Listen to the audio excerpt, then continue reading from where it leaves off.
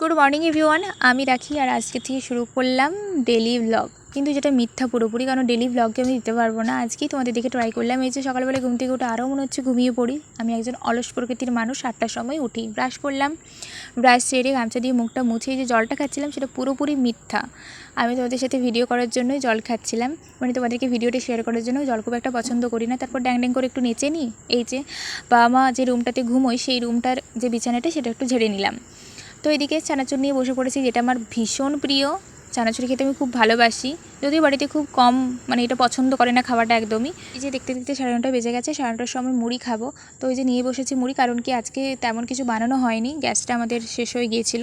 তো এদিকে এই যে মুড়ি চপর চপর করে তাড়াতাড়ি করে খেয়ে নিলাম। খেয়ে নিয়ে এবারে কি করছি, হ্যাঁ এবারে যেটা করছি সেটা দেখলে তোমার অবাক হবে। আমি জীবনে করি না, মানে টেবিলটাকে মুছছি, যেটা দেখলে ভিডিওটা মা অবাক হবে। মানে আমি জীবনে এটা করি না, কিন্তু হ্যাঁ করেছি, ভিডিওর জন্যই করেছি পুরোপুরি। তোমাদের সাথে কিন্তু সত্যি কথাই শেয়ার করছি, তোমরা দেখে কিন্তু কমেন্টে অবশ্যই জানিও। 12টা বেজে গেছে, এরপর স্নান করে চলে এসেছি, একটু আয়নার সামনে দাঁড়িয়ে চুলটা ঠিক করে নিলাম। আর দুপুরের খাবারটা তোমাদের সাথে নাইবা শেয়ার করলাম। তবে আমার এই ছোট্ট ব্লগটি তোমাদের কেমন লাগলো অবশ্যই জানিও। বাই।